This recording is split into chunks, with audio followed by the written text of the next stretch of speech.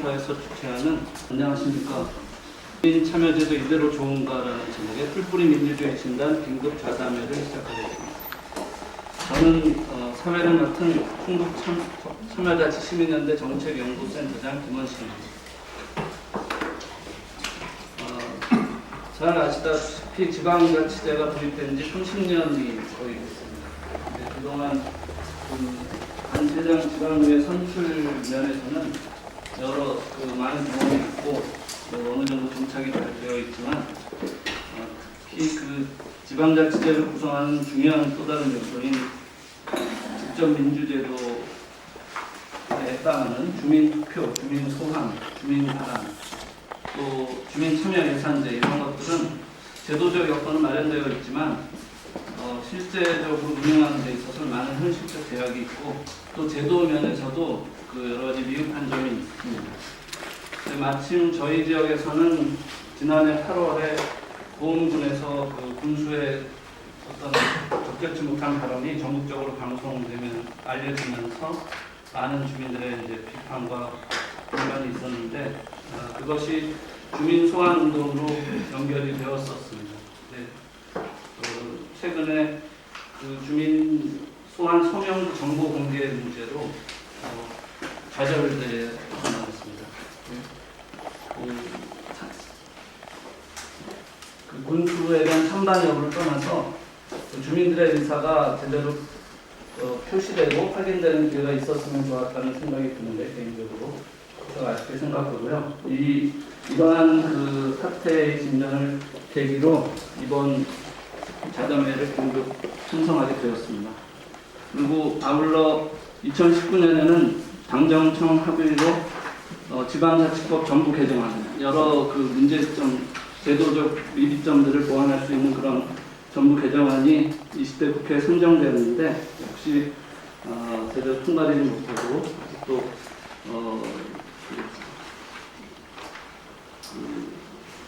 과제로 남아 있습니다. 이런 상황에서 오늘 발제는 이러한 직접 민주주의 제도 전반에 대한 특히 주민 소환 운동과 관련된 주민 참여 제도에 대한 어떤 발제를 해주시고 거기에 대한 관련된 여러분들께서 의견을 교환하는 그런 기회로 삼고자 합니다. 먼저 발제는 서울대 사회교육과의 정상호 교수님께서 직접 민주주의 제도의 현황에 대해서 말씀해 주셨습니다. 한 20분 정도 말씀해 주시고 다른 분들께서 7분 정도 해서 1시간 반 정도에 마치는 것을 목표로 하겠습니다. 정상호 교수님 부탁드립니다.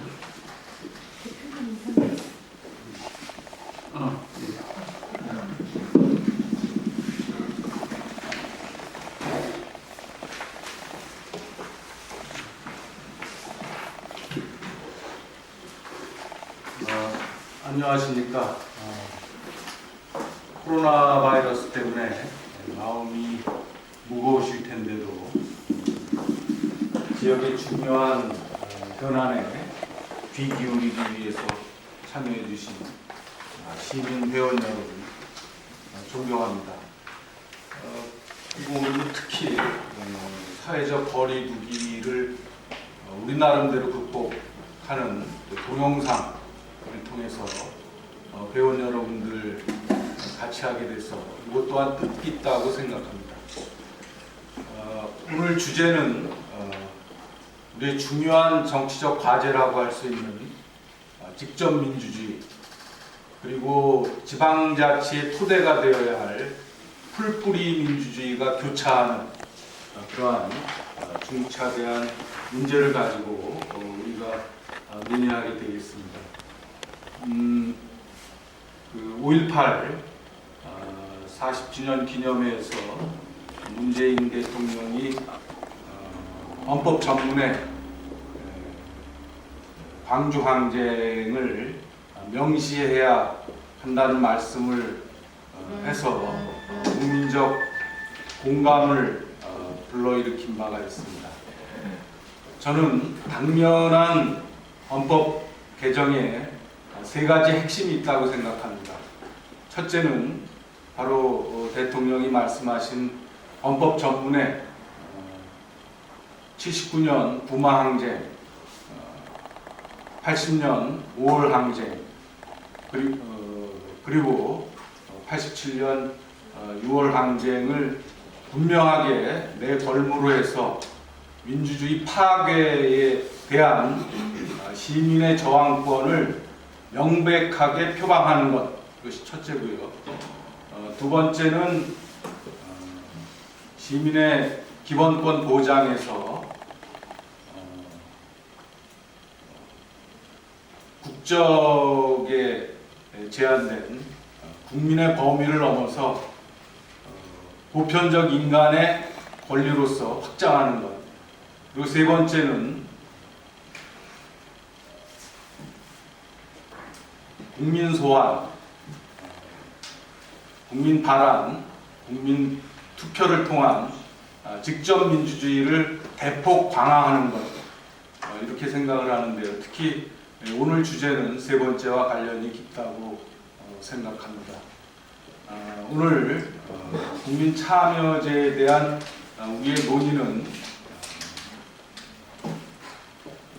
직접 민주주의를 풀뿌리 민주주의의 차원에서 논의함으로써 지방자치 수준에서 주민 소환, 주민 발언, 주민 투표를 통한 주민 자치를 실현함으로 해서 그야말로 직접 민주주의를 확립하는 그런 토대가 되기 때문이라고 생각을 합니다. 근자에 보은에서 군수의 친일 망언과 독선 독단적인 행정에 대항해서 주민 소환 운동이 전개됨으로 해서 전국적 관심을 자아낸 바가 있습니다만 합법적인 주민의 그러한 운동에 대해서 무력화시키기 위해서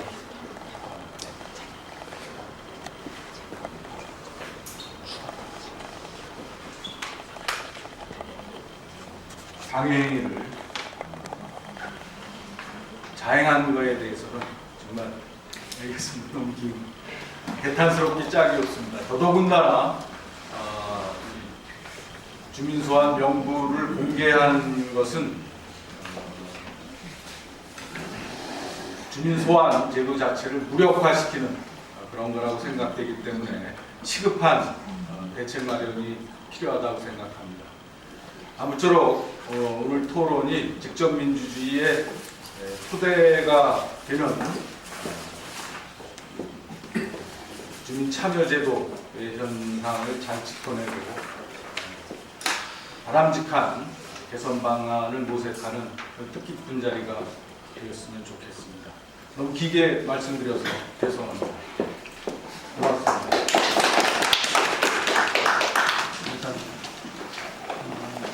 발제와 패널로 참석해 주신 분들 먼저 소개하고 시작을 하도록 하겠습니다. 먼저 발제는 서원대 사회교육과 정선생입니다. 패널로는 청주대 법학과 조한상 교수님. 이번 정상혁 충북보훈군수 주민소환운동본부 집행위원이신 김선봉 선생님. 충북의정지원센터 이광희 이사님. 충북참여연대 상임고문이신 강석의 고문님. 김종대 의원 보좌관이시면서 정의당 충북도당에서 정책 담당하신 이재표 보좌관님.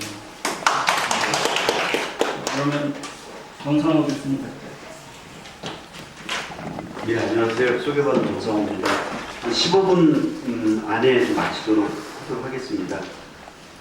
직접민주주의 제도의 현안을 해놓고 제가 다큐를 쳤는데 한 2년 전에 문재인 대통령이 개헌안 발의하면서 국민투표, 국민발언, 국민소환을 제안하신 적이 있습니다. 그래서 그때 제가 우리가 생각보다 이 직접민주주의 제도에 대해서 많이 이야기를 하고 있지만 많이 알고 있지는 않습니다. 그래서 이 논문을 통해서 좀 세계 각국에서 어느 정도로 지금 이런 것들이 진전이 되고 있는지를 좀 연구를 해봤습니다. 그때 내린 결론, 제가 얻은 결론은 그렇습니다. 그러니까 직접 민주주의 제도 자체가 좋은 것은 아니다. 그러니까 우리가 이 선과 악의 개념으로 대의민주주의는 실패작이고 직접 민주주의 제도는 좋은 것이요. 이렇게 생각하시면 안 된다는 겁니다. 그러니까 직접 민주주의 제도는 그 지방정부 수준에서의 주민투표, 주민발언, 주민소환도 그렇고 국가정부, 중앙정부 수준에서의 국민투표, 국민발언, 국민소환도 그렇고 제도적인 정합성이 있어야 된다는 겁니다. 그래서 아예 지금 뭐 여기 계신 모든 분들께서 조금 강조하고 싶은 거는 이 제도에 대해서 선악의 개념으로 접근하지 않았으면 좋겠다는 겁니다. 여러분 그 국민소환제도 제일 활발하게 한 나라가 어딘지 아세요? 베네수엘라의 우고 차베스입니다. 그 대통령 소환제도까지 했었고 본인이 집권하는 동안에 국민투표 무수히 많이 신인투표로서 했습니다. 그다음 유럽에서 제일 많이 했던 게 이탈리아예요. 국민투표제도, 국민발언제도. 또 히틀러 해서도 그렇고. 제가 미리 이 얘기 드리는 거는 그러니까 이게 직접민주주의 제도는 확대되는 것이 맞습니다. 지금 위원장님 말씀대로.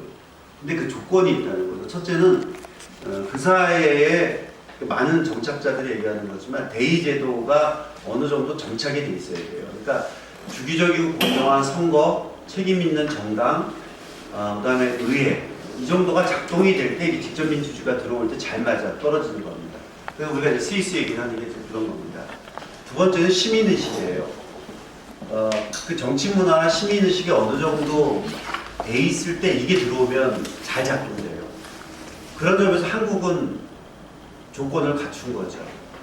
21대 총선 이제 우리 대의제 민주주의가 여러 가지 결함도 있지만 이제 상당 정도의 이제 우리가 뭐 관권 선거 이런 얘기 안 하지 않습니까? 그러니까 선거 정당 의회 제도가 이 작동 어느 정도 OECD 수준에 이르렀기 때문에 저는 가능하다고 하고, 그다음에 국민들이 그 대통령을 탄핵시킬 정도의 촛불 시민, 촛불 의식 정도 있는 국가, 뭐 아시아에서 저는 다녀오고 오늘 코로나 바이러스 사태 때문에 최고라고 생각합니다. 우리들의 시민의식이나 공공성. 그러니까 한국에서는 이 직접민주주의 제도가 작동이 된다 이런 생각을 갖고 있습니다. 앞에 이론적인 거는 건너뛰고 5페이지에 보면 지금 또 하나 제가 강조하고 싶은 것이 한국의 직접민주주의를 고민하면서 여러분들께서 가지셔야 되는 것들 중에 하나가 그러니까 제도는 지금 다 들어와 있다. 제가 다른 국가들하고 이렇게 비교해 보면 우리는 지금 외국인들조차도 주민투표에 참여할 정도로 굉장히 오픈돼 있어요. 그러니까 이게 얼마나 잘 효과적으로 작동하느냐의 문제점과 좀 분리하고 그 일본 우리 저기 제일 동포들 주민투표 못해요. 일본에서도.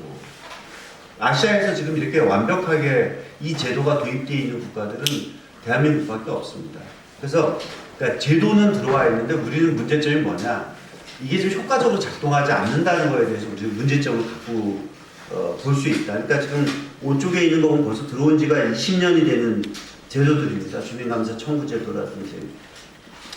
특히 세 가지 제도를 오늘 좀 설명을 드릴 건데요. 주민발의, 주민투표, 주민소환. 그러니까 직접민주주의 3법이라고 불리워지는 이 제도들이 지금 한국에서 어떻게 작동되고 있는지. 그러니까 이제 우리 충북 참여자치연대를 비롯한 시민단체들의 고민들이 이 제도들이 어떻게, 특히 참여예산제 같은 것들이 그렇죠. 이걸 어떻게 효과적으로 작동시킬 수 있느냐, 풀뿌리 차원에서. 그러니까 여기에 좀 고민들이 좀 모아져야 된다고 좀 생각합니다. 그래서 이 세 가지 제도를 좀 말씀드리겠다. 이쪽에서 이제 제일 관심이 있는 주민 소환 제도입니다. 다른 제도들보다 이 제도들은 활용의 빈도는 높습니다. 지금 작년 연말까지 94건이 지금 주민 소환 제도가 운영이 됐는데, 근데 보시면 아시겠지만 투표까지 간 거가 8.5%밖에 안 돼요. 그러니까 채 10건도 안 됩니다. 그 8건들 중에서 개표까지 간 경우는 또 3%밖에 안 돼요. 실질적으로 소환에 성공한 거는 그 하남시의 화장장, 그러니까 시장이 경기도 광역 화장장을 추진하면서 일방적으로 추진을 했어요. 시장하고 하남시의회 의장, 시의원들이. 왜냐하면 중앙정부에서 막대한 예산 지원을 해주니까. 여러분들 그 전북 부안군수 옛날에 강사석 폐기물 할 때 그때 한 비슷한 것들이죠. 그러니까 중앙정부에서 집중적으로 물론 이제 철학도 있어요. 이분들이 갖고 있는 것들 중에 하나가 이런 혐오 시설을 모든 지역에서 기피하는데 누군가는 해야 되지 않느냐 이런 생각도 갖고 계신 것 같았어요. 근데 이제 가장 큰 문제는 그게 거주지 주민하고 유권자하고 전혀 소통 없이 일방적으로 추진했다는 게 문제가 있습니다. 그리고 주민 소환 제도의 가장 많은 사례가 사실 그런 거예요. 그러니까 근데 여기서 지금 통계적으로 보여주는 거지만 두 가지인 거죠. 하나는 투표까지 가기 어렵다. 또 투표를 실제 하고 나서 개표함을 열긴 더 어렵다. 소환하기는 더 어렵다. 그리고 대부분의 경우가 한 90%가 서명부 미제출. 이게 이 서명 요건이 굉장히 까다로워요. 그래서 한 10%에서 20%까지 서명을 받는데 이게 외국에 비해서 너무 높다는 것입니다. 이 부분이 좀 개선될 필요가 있다는 것이고요. 두 번째가 이제 우리가 주민 발의 제도. 사실 이게 주민 발의 제도가 굉장히 좋은 제도인데, 그러니까 저는 오히려 소환보다는 이 주민 발의 제도 같은 것들이 우리 시민단체 쪽에서 조금 더 적극적으로 해. 그 의정 모니터링, 시의원들 뭐 조례 몇 건 했느냐, 출석 몇 건 했느냐, 이거보다 사실 더 중요한 게 주민 발의 제도입니다.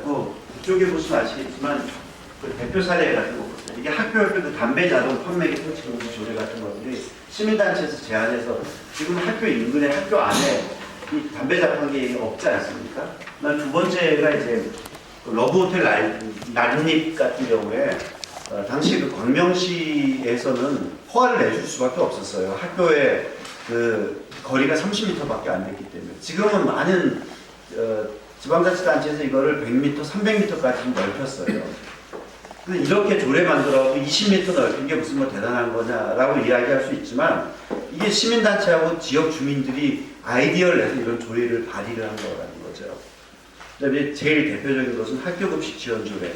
여기서 제가 이선현 소장님한테도 말씀드릴게요. 그쪽에 표 보면 요즘 이게 누적 건수가 적어요. 그러니까 좀 신박한 아이디어들이 여기 지금 없는 거예요. 그래서 시민단체가 좀 참신한 조례를 만들어야 되는데 이런 조례에 대한 제안들, 그다음에 또 지방의원들도 이런 부분에 좀 아이디어. 그러니까 지방의회에서 나타나는 건수 조례들 보면 다 자구 수정이 많아요. 그 조례에서.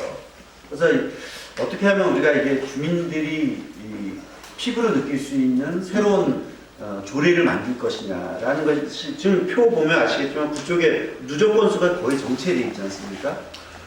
또 소환제도는 굉장히 활성화되어 있는데 못 쓰고 있고 주민발의 자체는 지금 아이디어 자체가 궁금하면서 좀 정체되어 있다 이렇게 보여집니다.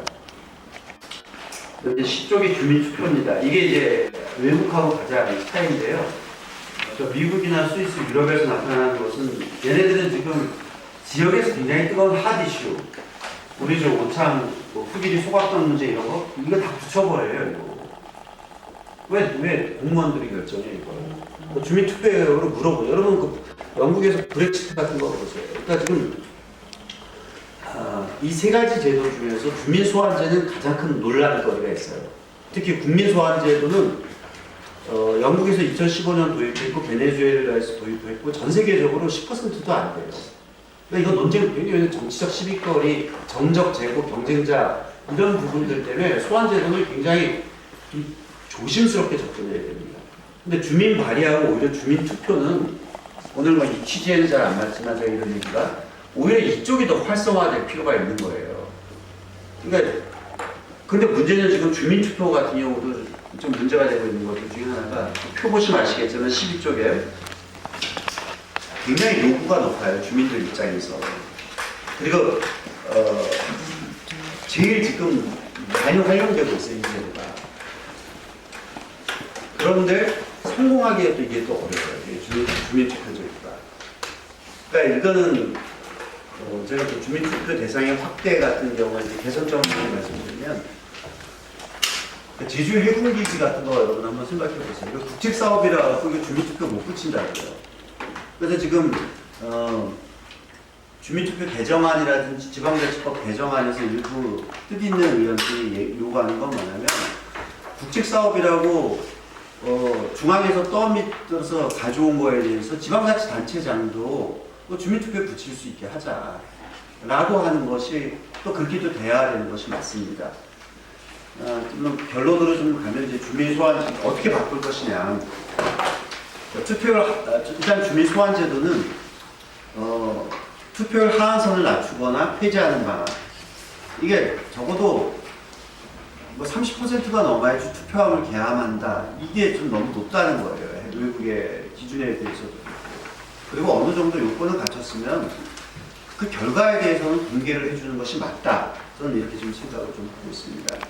그리고 주민 소환도 그렇고 투표도 그렇고 사전 투표 없죠. 평일날 투표하죠. 이거 30% 넘기 쉽지 않습니다. 그래서 이걸 좀 낮춰야 된다. 그다음에 서명부 요건도 좀 낮춰야 된다. 지금 문재인 대통령이 또 지난번 개헌안 발의했던 거나 국회의장 소속의 개헌특위에서 국민 소환 요건들을 보면 100분의 1 유권자 그러니까 너무 그것도 낮았어요 사실은. 왜냐면 우리 그 청와대 국민 신문고 청원하는 거 있지 않습니까? 20만 명 이상 하면은 대답해 주는 거. 그러면 20만 명 이상 누가 동의합니다. 이거 많지 않을 거라고 생각되는데 왜 이걸 우리나라 사람들 굉장히 그거 높아요. 그러니까 20만 원 넘기 굉장히 쉽더라고요. 그래서 저는 서명부 요건 낮추자. 그다음에 투표율 30% 이거 좀 낮추자. 그래서 좀 활성화시키자. 라는 것이 제 기본적인 좀 제안입니다. 16쪽에 제가 공군수하고 관련돼가지고 좀 하디슈니까 좀 정리해서 이제 말씀을 드리면 15분 안에 제 의견을 전달할 수 있습니다. 그 소환제도와 탄핵제도는 좀 다릅니다. 탄핵은 헌법이나 법률을 위반했을 때 직무를 중단하게 할 수 있는 거고요. 소환제도는 정치적이고 정책적 책임이에요. 그러니까 이건 소환의 요건은 다 열려 있습니다. 저는 그게 맞다. 요즘 지금 자꾸 일부에서 주민 소환을 좀 더 엄격하게 소환의 요건을 한정 짓자라고 얘기하는데 저는 그건 반대입니다. 이거는 유권자인들 입장에서 정치적이고 정책적 책임이기 때문에 보훈군수의 발언 같은 것들 소환의 요건에 해당이 돼야 되는 것들이죠. 두 번째는 이 제도의 직접민주주의와 관련된 가장 큰 논쟁은 남발입니다. 이게 너무 자주 돼서 고비용을 유발하고 왜냐하면 소환과 관련된 것들도 국민의 세금으로 그러니까 중앙선관위, 지방선관위 돈을 내야 돼요. 이게 됐을 경우에 그래서 국고라든지 아니면 주민의 세금으로 나가는 거기 때문에 좀 신중할 필요가 있다. 이런 이야기들이 많습니다. 오히려 저는 지금 제 제안은 오히려 남발의 걱정보다는 이걸 어떻게 하면 좀 더 효율성을 높일 수 있는지 시민들이 이 제도를 좀 더 쉽게 사용할 수 있는지 진입 문턱을 낮춰야 된다는 게 제 생각입니다. 그래서 어떻게 바꿀 것이냐 서명 요건 충족을 좀 낮추자. 100분의 10, 100분의 20, 10%, 20% 이렇게 높은 조건이 없어요. 캘리포니아 주지사 이렇게 높지 않아요. 외국에 있어서도. 그래서 좀 조금 요거를 좀 낮추는 게 필요하다. 그리고 아예 정말 사전투표, 그 주민투표 쪽에서 소환에서도 좀 사전투표라든지 좀 쉽게 접근할 수 있는 거. 그다음에 서명부도 전자서명부 요즘 잘 돼 있지 않습니까? 인터넷을 통해서 전자서명부 영국에서 주민소환자한테 이미 들어와 있어요. 그래서 전자서명부 같은 것들 좀 하자라는 것도 있고요. 선관위가 문제가 있어요. 이게 뭐 좀 선관위 안 계신 것 같은데. 이것도 선거 관리예요. 주민투표도, 주민소환도. 그러면 이게 나 몰라라 엄정 중립을 지킬 것이 아니라 적어도 투표율을 높이는 쪽에서 선거 관리를 좀 해줘야 됩니다. 그러니까 외국에서처럼 찬성이고 반대이고 이걸 좀 문호를 좀 열어놔줘야 돼요. 그래서 적극적으로 주민들이 선거 캠페인을 할 수 있도록 선거관리위원회가 지원을 해주는, 홍보를 해주는 역할을 좀 해야 됩니다. 그리고 소환제도는 항상 여러분들 조금 신중하게 접근할 필요가 있어요. 이거는 남발해서는 안 돼요. 왜냐하면 정부 부안에서 이게 그 방사능 핵폐기장 처리하고 나서 고소고발, 그다음 제주 강정 해군기지도 그렇고 완전히 공동체가 해체됐어요. 작은 마을에서 산성 반대 몸싸움 고소고발 굉장히 심각해요. 그러니까 소환 제도 접근도 중요하지만 소환 이후에 어떻게 이 문제를 해소할지가 관건이에요. 제가 오늘 좀 차분하게 말씀드린 이유는 소환 리콜 제도, 이 공산품 리콜 제도하고 달라요. 후유증이 굉장히 크기 때문에 조심해서 접근해야 된다는 거죠.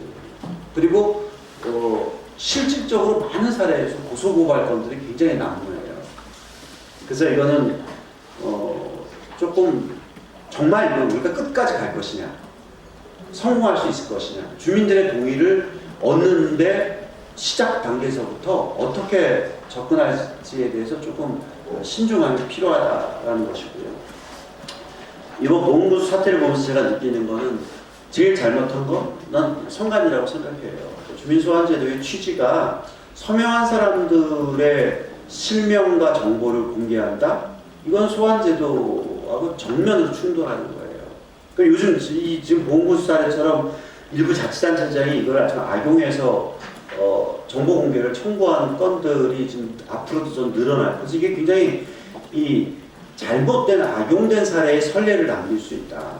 충북성관이 대단히 비판받아야 된다. 이거는 그 사람들은 법을 형식적으로 해석을 한 거예요. 그러니까 정보공개 청구 요건에 맞기 때문에 이걸 하지 않을 도리가 없었다라고 지금 법을 해석하고 있는데, 그러면 우리가 왜 소환제도를 도입했느냐?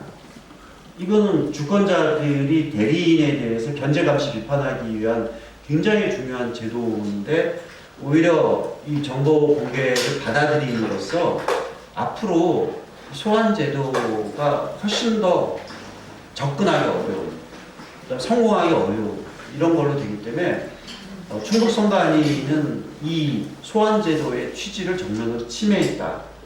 그리고 이게 21대 총선에서 국회의원들이 지방선거법, 그다음에 이 관련된 주민자치법과 관련돼서 이런 부분들을 좀 개정해줘야 된다. 근데 국회의원들이 이런 거에 별로 좀 관심이 없어서 문제인데, 아무튼 21대 국회가 분권과 관련돼서 이 부분에 대해서도 좀 개정이 좀 필요하다. 좀 이런 게 좀 제 입장입니다.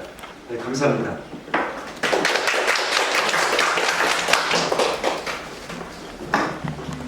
주의 이론적 배경에서 실제적 사례 그리고 발전을 위한 대안, 그리고 이제 최근 현안이 된 문제에 대한 의견까지 아주 폭넓게 요약적으로 잘 말씀해 주셨습니다.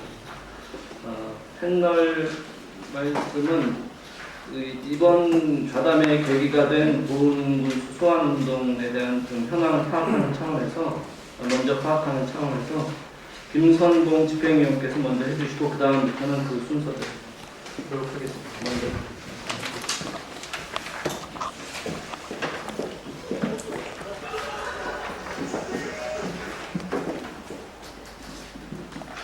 네, 안녕하세요. 김선봉입니다. 저희가 이제 여러분도 다 알다시피 주민 소환을 하게 된 이유는 지난 8월 26일 이장당 워크숍에서 친일망언이 계기가 된 건 맞아요. 하지만 저희는 그 전부터 이제 정상회 군수가 참선을 하면서 그 주민과의 소통 문제가 굉장히 심각했었거든요. 그리고 행정의 일관성이 없이 자기의 마음에 들지 않으면 그냥 그 독재, 독단 그런 것들이 굉장히 문제가 됐었는데, 저희는 사실은 충북의 유일한 그 위안부 희생자인 이옥선 할머님이 보훈에 70평생을 사셨어요. 그런데 그분이 몸도 안 좋고, 그런데 사시는 곳이 너무 누추하고 그것을 돌봐주는 역할이 없었다라는 거죠. 그래서 결국에 나눔의 집에 갈 수밖에 없는 상황을 저도 보훈 국민으로서 죄송스럽고, 그리고 특히 이런 것에 관심을 가지고 미국 글렌데이시에서 평화의 선녀상을 세울 때 공을 세웠다라고 언론을 통해서 여러 번 자랑했던 정상회 군수는, 하지만 그런 문제에 대해서 이옥선 할머니에 대해서 방관을 하고 있었거든요. 그런 와중에 뭐 중국도 필리핀도 다 했는데 우리 돈 받았지 않았느냐. 거기다가 뭐 그때 당시에 저희가 사실은 이제 그 경제 일본에 불매운동을 할 때 여고 학생들은 3천만 원의 위약금을 물어가면서까지 불매운동에 동참을 하고 이러고 있는 와중에 큰 나라한테 대들면은 우리가 안 된다. 근데 이 발언을 사실은 그때 이장단 워크숍에서 했던 게 아니고요. 그러니까 저희가 이제 그 해외에 나갈 때 학생들 따라다니면서 미국이나 아니면 핀란드 같은 갈 때 그런 학생들, 우리 보훈군의 우수한 학생들을 데리고 다닐 때도 똑같은 발언을 했다라는 학생들 증언이 이후에 굉장히 쏟아졌고요. 그 다음에 한동현 무슨 그 연찬회 이런 데서도 똑같은 취지의 발언을 여러 차례 계속 반복을 했었기 때문에 이런 문제가 단순히 그날 다른 사람의 말을 인용해서 실수로 나온 게 아니라 그 사람의 사상이고 신념이었던 거예요. 근데 그게 개인적 자리에서는 아니면 개인적 논문을 통해서는 역사관에 다를 수 있기 때문에 발표할 수는 있지만 공적인 자리에서 강의를 한다거나 학생들을 데리고 세계적으로 다니는 그 해외 연수에서 그런 얘기들을 반복적으로 하는 것들이 굉장히 커다란 문제였고 이런 것에 대해서 지역 언론이나 내지는 단체들이 문제 제기를 하면은 그렇게 부러우면 다른 데로 가라. 보호이나 오천으로 이사가라는 말을 이것도 공식적인 자리에서 그리고 군의회 본회의 자리에서 보훈국이 다 반대해도 나는 사드 배치 그때 성주의 사드 문제가 심각할 때도 다 반대해도 나는 찬성하겠다. 이걸 의회에서 공식적인 발언. 그 다음에 그것뿐만 아니라 보훈군에 대해서 왜 이렇게 불만이 많느냐. 그렇게 불만이 많으면 북으로 넘어가라. 가다가 사표선에서 지뢰를 받든 북한군의 인민군의 총탄을 받든 가라. 왜 보훈에 살고 있느냐. 이런 얘기들이 개인적인 사적인 자리가 아니고요. 정말로 공식적인 행사 자리에서 이런 일들이 반복됐던 거예요. 10년 동안.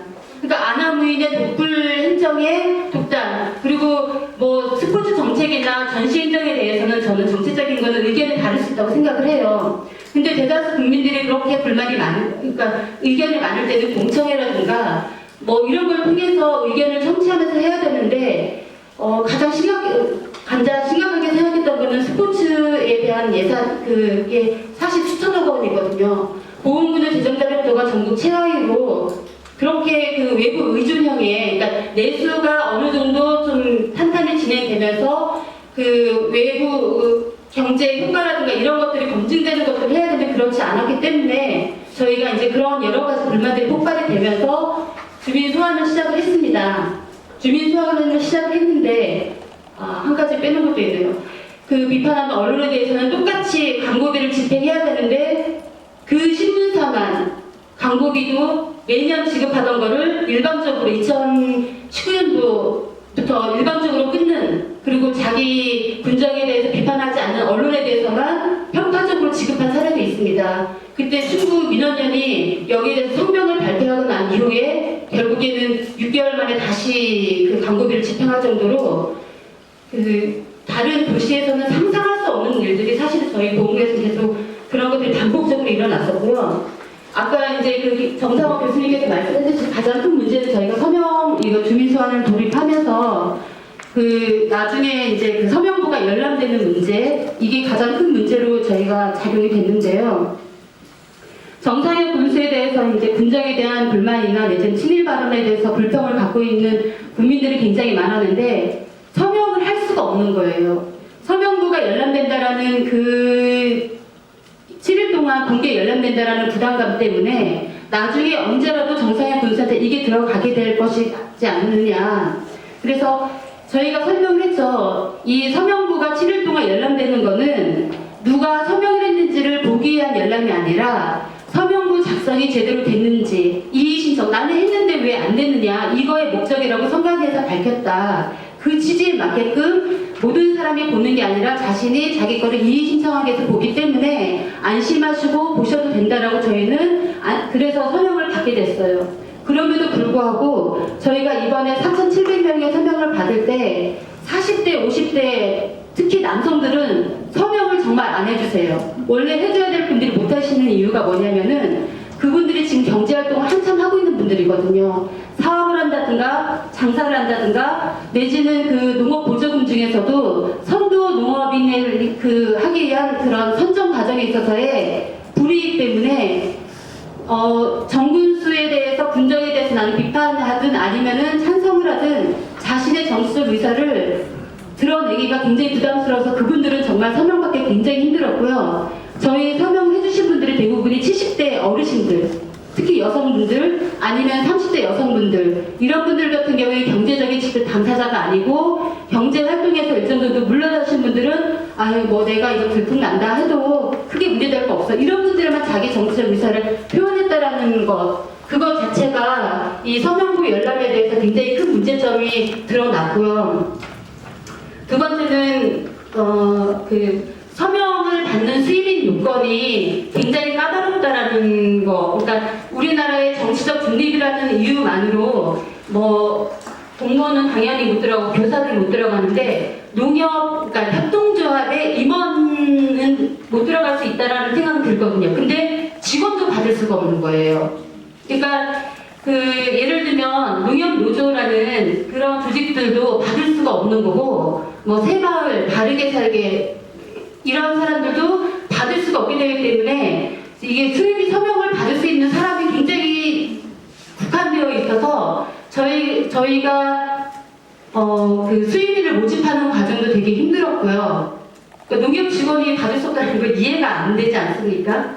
그런 수입인의 문제도 하나 문제적으로 작용이 됐고 두 번째는 저희처럼 보훈군처럼 인구 3만 3천밖에 안 되는 좁은 지역사회 속에서 자신의 정치적 의사를 이게 했을 때 임명성이 보장이 안 된다라는 거가 굉장히 큰 문제점이었습니다.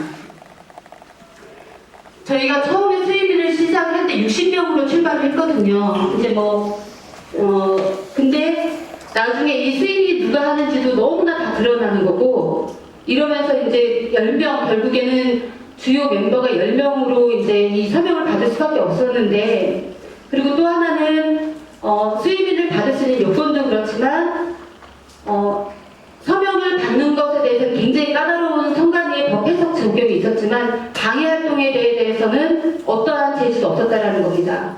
예를 들면 저희가 이제 마을에 가서 수입을 받을 때 마을 이장이 방송을 해요. 지금 우리 마을에 어떤 여성분이 들어와서 수입 서명 소원 받고 있는데 하지 말아라.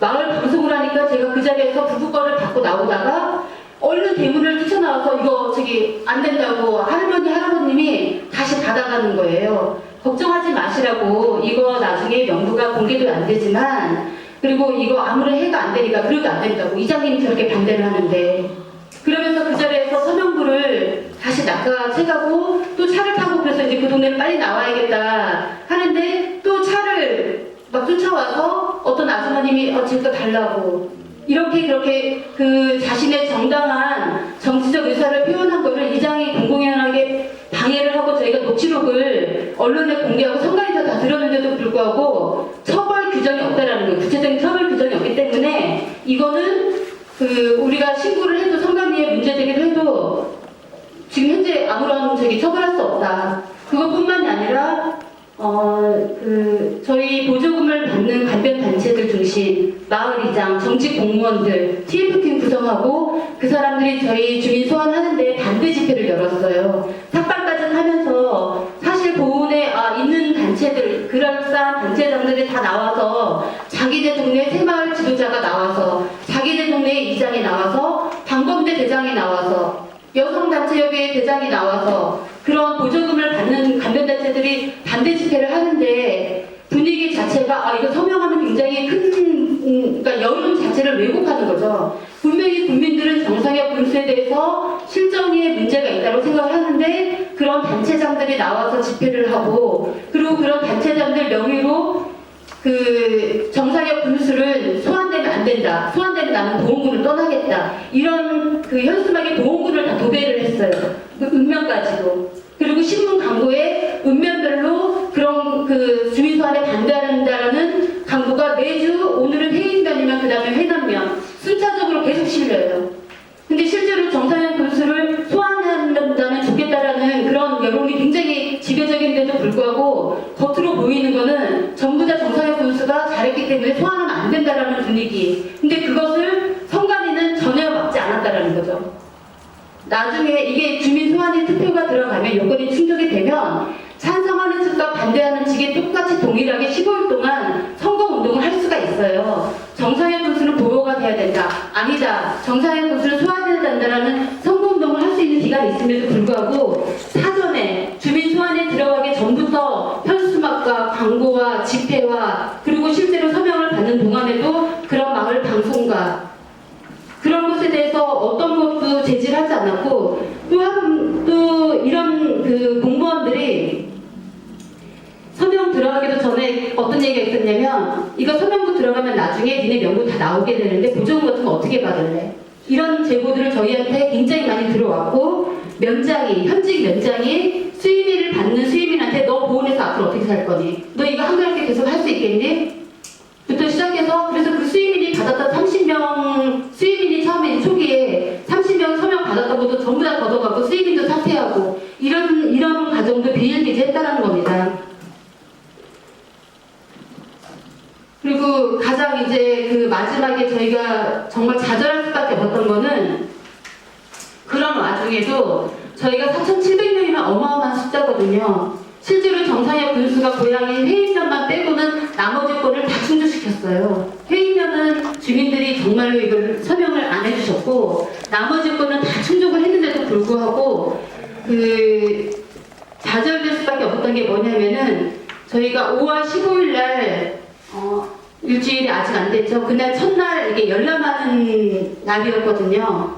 열람하는 날 성관위가 열람의 목적을 그렇게 얘기를 했어요. 저희한테 공식적인 답변이 오기를 원래 이거를 성관위가 검수 작업을 하는데 100% 완벽하게 우리 성관위가 할 수 없기 때문에 서명을 받았던 수의민이나 서명을 한 당사자들이 본인 것을 직접 이의 신청을 하기 위해서 열람을 7일 동안 하는 거다. 다만 이게 무단으로 서명자가 유출되면 안 되고 유출됐을 경우 주민 소환 투표 자체에 부정적인 영향을 미치기 때문에 이거를 최소화하기 위해서 성관위 직원 입회하에 한 사람씩 들어가고 사진 촬영도 복사도 못하게 한다 라고 했는데 저희가 당일날 5월 15일날 첫 들어갔을 때 한 사람이 아니라 네 테이블로 이게 읍면별로 서명자 명단이 쫙 나와 있었어요. 읍면별로.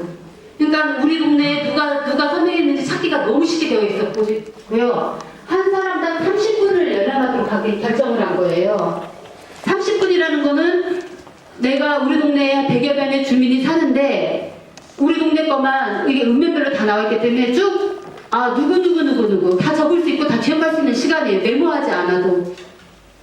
그렇게 광범위하게 됐었고 그리고 그날 그게 증명이 된 게 뭐냐면은 그때 반대 집회에 나왔던 정상혁 주민 소환을 반대했던 사람들 전직 공무원, 단체장, 이장 협의회장 이런 사람들이 그날 당일날 100여 명이 신청을 한 거예요. 서명한 사람들은 아무도 이거 열람 신청 안 했죠. 뭐 제대로 되어 있으려니 아니면 내가 지금 서명했다는 거 공개적으로 누구한테 알릴 일이 있는 것도 아니니까 그 사람들이 나와서 쭉 보고 나서 바깥에 나와서 서로 니네 동네 누구 했니? 쭉 단체장 중에 누구 했니? 서로 메모하고 연락하고 그리고 그날 오후에 어떤 일이 있었냐면은 그 동네 이장이 너 어떻게 서명했느냐 누구한테 했느냐 네가 자의적으로 한 게 맞느냐 정상혁이 진짜 뭐가 마음에 안 들어서 했느냐부터 시작해서 꼬치꼬치 정말 경찰에 치조하듯이 한 다음에 맨 마지막으로 한 얘기는 뭐냐면은 너 때문에 우리 마을에서 이거 보조사업 신청한 거 안 되면 어떡할래? 네가 책임질래? 라는 협박이었다는 겁니다. 그리고 한 면의 마을 이장 협의회장은 보통 한 면이 15개에서 20개 이장 마을로 구성이 되어 있거든요. 그 이장 협의회장은 돌아가고 나서 마을 20명의 이장단들한테 단체 문자를 보낸 거예요. 오늘은 열람이 끝났지만 앞으로 6일이 더 남았다.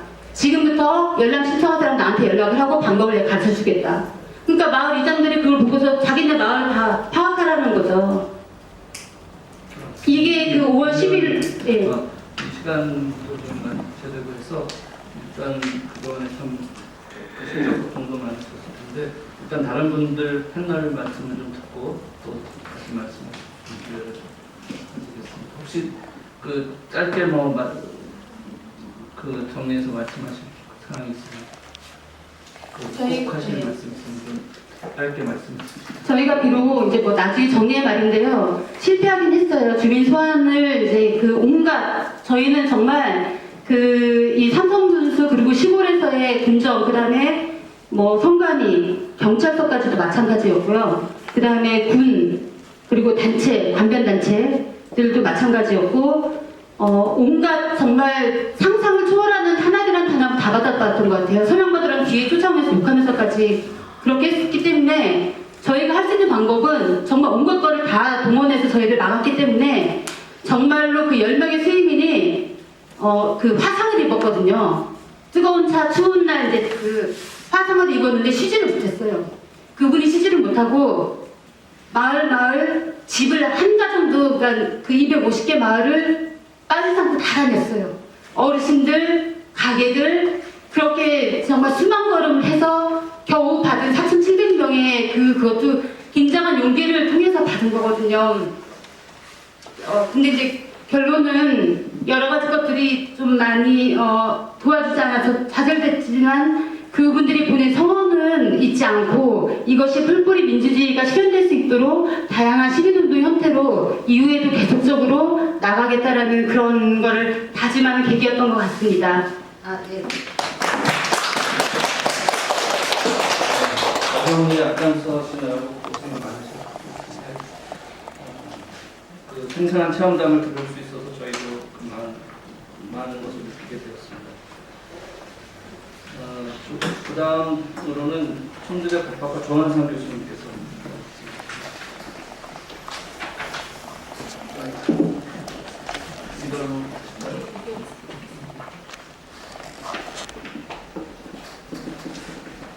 예, 안녕하세요. 청주대 조한상 교수라고 합니다. 먼저 김선봉 집행위원님의 절절한 말씀 마음이 참 아프고 좀 찡했습니다. 얼마나 고생하셨을까 위로 말씀드리고 싶습니다. 정상호 교수님 발표문으로 잘 들었습니다. 공부가 많이 됐습니다. 저는 먼저 이번 이제 보은 지역에서 있었던 사례를 집중으로 제가 좀 생각한 거, 느낀 거를 중심으로 좀 말씀을 드리려고 합니다. 잘 진행이 되고 있다는 얘기 들었는데 또 갑자기 철회됐다는 얘기를 언론 보도를 통해서 들었습니다. 주로 이제 문제된 게 명단 공개가 아마 심적인 압박이 굉장히 크게 되지 않았나 생각이 드는데요. 보니까 인구가 3만 명이면은 서울의 대규모 대학 정원 수밖에 안 되는 작은 지역이라는 거죠. 거기다 좀 외딴 지역이라고도 할 수 있고요. 근데 이런 곳에서 이 명단이 공개된다는 게 얼마나 심각한 문제인가 좀 진지하게 고민해 볼 문제다라는 생각이 들었습니다.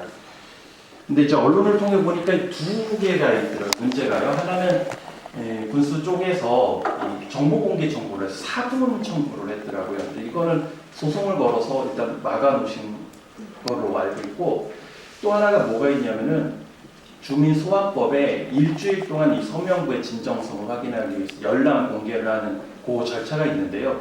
요거로 이제 좀 많이 상황이 어려워지신 걸로 보입니다. 근데 이게 법을 보시면 아시겠지만 주민소환법에 규정된 게 아니라 주민투표법에 규정되어 있는 걸 준용을 하고 있는 거거든요. 그러니까 주민소환법에서 이걸 만들 때 여기에 대해서 고민이 없었거나 아니면 적었다라는 걸 이제 보여주는 것이죠. 제가 느끼기에는 뭐 아무리 그러니까 서명에 진정 확인을 하기 위해서라고 해도 이런 식으로 하는 거는 좀 말이 되지 않는다. 거기다가 이제 우리가 주민 소환에 관한 그 권리를 기본권으로서 보장을 한다고 한다면은 이건 일종의 기본권을 과도하게 침해하는 것으로서 저는 위헌이라고 생각을 합니다. 거기다가 이제 주민 투표와는 다르게 이거 분명히 상대가 있는 거잖아요. 소환 대상자가 있는 건데 이런 상황에서 거기다가 소규모 지역이라는 것까지 생각을 한다면은 이렇게 아무런 제한 없이 열람 공개를 하는 것은 기본권 침해로서 위헌이고, 저는 이거는 제가 알고 있는 지식 한에서는 헌법재판소법 68조 1항에 의한 헌법소원의 대상이 된다고 생각을 하고요. 이거는 좀 국회가 개정을 하면 더 좋겠지만 개정하기 전에 헌법소원을 통해서라도 바로 잡아야 되는 사안이 아닌가 그런 생각이 들고, 또 이제 주민투표법을 그대로 연락 공개하는 것을 그대로 준용을 하고 있는 건 입법자의 치명적 실수라고 생각을 합니다. 그래서 참 안타까운 생각이 들었고 이런 건 좀 바로 잡아야 된다 생각을 하고 있습니다. 조금 더 말씀을 드리면은 이게 이런 문제들이 대도시에서 벌어졌으면 어땠을까 이런 생각도 한번 해봤습니다. 그러면은 대도시에서는 워낙 인구도 많고 또 뭐 이렇게 들고남이 작지 않습니까? 이동도 작고 그러니까 그걸 뭐 연락 공개를 한다고 해서 우리 보험금 사례처럼 이렇게 막 치명적인 이런 일이 벌어질까 안 그럴 것 같다라는 생각이 들었습니다. 물론 그럴 수도 있겠죠. 그리고 또 사본 청구를 하는 이런 단체장의 이 뭐랄까 이거 정보 공개 청구 이런 것도 대도시라면 가능했을까? 아마 언론의 비난의 십자포화를 맞아서 어렵지 않았을까 생각을 합니다. 그러니까 이게 좀 작은 외딴 지역이기 때문에 특수성이 반영된 문제이기도 하다는 생각이 들었습니다. 이런 식으로 일이 벌어지면은 지방에서의 이 많은 일들이 이 찻잔 속의 태풍처럼 흔적도 없이 이렇게 잊혀져 버리는 그런 세상이 될까 굉장히 두려웠습니다. 근데 실제로 찾아보니까 이 보험금 사례랑 아주 유사한 사례가 작년에 경북 예천에서도 있었더라고요. 이 연락 공개와 관련된 이런 일들이 이제 계속 빈발하게 된다는 것인데 이런 문제는 어떻게 보면 이 지역 균형 발전의 문제이기도 하고 또 중앙과 지방 사이의 양극화 문제이기도 하다라는 생각이 들었습니다. 그래서 이번 사례를 또 기회 삼아서 실질적인 지역 균형 발전과 또 주민 직접 참여제도 정비가 필요하다라는 생각도 하게 되었습니다. 좀 치열한 고민이 필요하다라는 생각도 했습니다. 저한테 주어진 시간 7분인가요? 네. 7분 조금만 더 말씀. 제가 들어보니까 계속 풀뿌리 민주주의라는 말씀을 많이 하시더라고요. 근데 저는 개인적으로 썩 달갑진 않습니다. 풀뿌리라는 말 자체가 좀 사소하다는 느낌, 또 초보적이라는 느낌이 들기 때문에 저희 개인적인 취향입니다.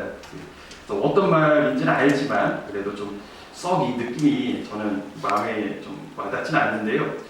근데 지방자치는 그것보다 훨씬 더 중요한 의미가 있다고 생각을 합니다. 이 민주주의라는 게 함께 숙고하고 토론하고 또 결정하는 거 아니겠습니까? 근데 중앙의 이 민주주의는 아무래도 정치 엘리트들에 의해서 독점되어 있는 성격이 강할 수밖에 없고 국민으로서 직접 민주주의에 참여할 수 있는 거의 유일한 그리고 매우 소중한 장소가 지방자치입니다. 또 이런 지방자치 영역에서 그러니까 이런 직접 민주제도도 그런 수단이 되고 있는데 기왕 개헌안도 제기됐었고 또 이 관련된 법의 개정 운동도 있으니까 조금 더 많이 신경을 쓰고 저부터도 좀 신경을 써야 되겠다는 생각을 했습니다. 이상 토론 마치겠습니다.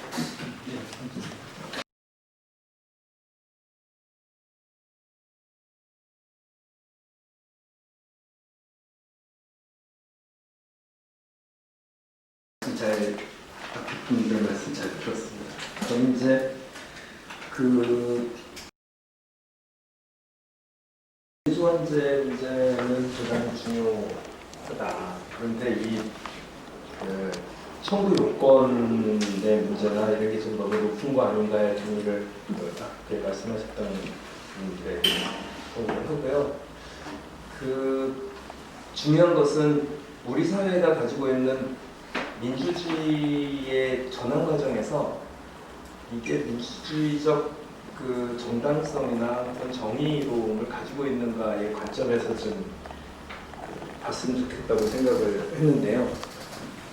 우선은 소환제에서 정치소비자 혹은 유권자라고 표현하는 정치소비자가 시민의 권리를 리콜하는 행위로 봤을 때 그 리콜이 일반 제품을 소비하고 리콜하는 과정보다 너무 까다롭고 복잡해서 오히려 유권자의 권리, 그러니까 정치 소비자의 권리를 제한하는 데 쓰일 경우 이게 좀 문제다고 이렇게 좀 생각을 했고요. 특히나 보험분수권의 경우는 대단히 악질적인 상황이라고 저는 생각을 해요. 이게 철학의 문제고 이것은 국가 운영과 기틀과 정통성에 대한 반하는 문제를 가지고 리콜하는 그런 문제이기 때문에 이것은 대단히 보호받아야 되는 거임에도 불구하고 이후에 나올 얘기에 조금 더 말씀드리면 청구 요건이나 그런 경우에 보면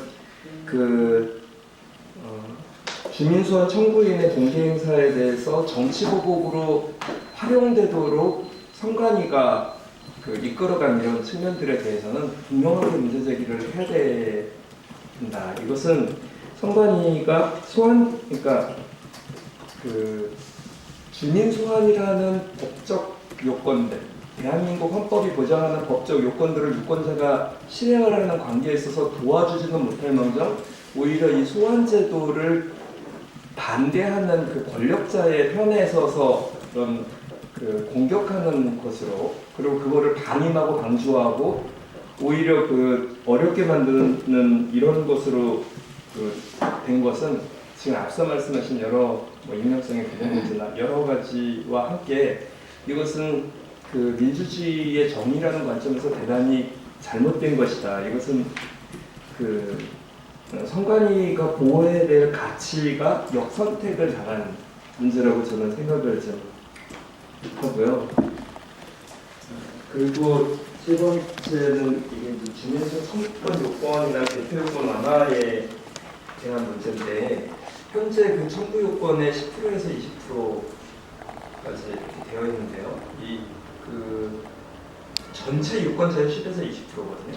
그런데 투표자의 유권자 전체를 놓고서 청구 요건, 이것은 이제 청구 요건 요대로 갈 수도 있는 문제인데 어쨌든 이것도 좀 높다고 일단 말씀을 드려놓고 다음에 다시 말씀드리겠습니다. 개표 요건이 33.3%라는 것은 대한민국의 모든 투표는 동일해야 되는 기준을 가지고 있어요. 개표할 때 단체에 따라서 과반수 요건이 되지 않았을 때는 결선 투표를 통해서 하는 방법이 있지만, 주민투표의 경우는 몇 퍼센트를 정해놓고 그 이상을 넘으면 개표하고 이런 개념 자체가 없지 않습니까? 자기는 보험 군수는 20%건 15%든 투표가 끝나는 대로 다수 투표 당선자가 당선되는 이런 요건인데, 여기에는 33.3%라는 이런 요건들을 만들어서 사실은 이런 일반 투표의 경향들과 동일하지 못한 잣대들을 여기에만 지금 적용하고 있어서, 말씀드린 대로 이건 헌법재판소에 제소를 해야 될 부분이라고 저는 생각을 해왔어요. 그래서 청구 요건의 완화와 다르게 개표 요건의 경우는 완화 정도가 아니라 없애야 되는 거다. 그렇게 돼야 그러니까 소환을 요구하는 사람과 소환을 반대하는 사람이 그 투표 시기에 서로 자기의 입장들을 자유롭게 공개하고 활동할 수 있는 민주주의적인 어떤 공간이 보장이 되고 의견이 보장이 되는 그런 형태로 가야지, 선관위를 비롯해서 단체가 투표를 못하게 하는 그런 투표제도, 이거 자체가 대단히 위험이다라는 생각이 저는 들었어요. 그러니까 오히려 투표를 분명하지 않고 투표를 못하게 하는 거를 나선다? 이것은 대한민국 헌법의 어떤 민주주의를 발동하는 방식에 대해서 거부하는 것을 국가가 보장하고 용인하는 이런 제도라고 생각을 하거든요. 그래서 그런 문제를 좀 더 강조해서 말씀을 드리고 싶고요. 청구 요건은 현재 20%인데 저는 그 전부터 제안을 했었던 것은 그 당시 투표자의 10%, 20% 이렇게 봐야 된다고 본다. 전체 유권자를 대상으로 하면 그때 투표하지 않은 사람들의 기본권까지 보장을 해야 될 이유는 별로 없다. 이렇게 저는 그 전부터 주장을 좀 해왔습니다. 그 당시에 그분이 대상자가 되는 분이 투표했었던 그 투표의 유권자의 10% 이렇게 가는 게 마땅하지 않겠는가, 이렇게 주장을 해왔었던 걸 말씀을 드려서 보훈군에서 이번에 고생 많이 하셨는데요. 한 만큼 성과가 있었다고 저는 생각을 좀 합니다. 수고하셨습니다. 이어서 저희 충청 참여자 시민연대 상임고문 강태재 선생님께서 마이크를 좀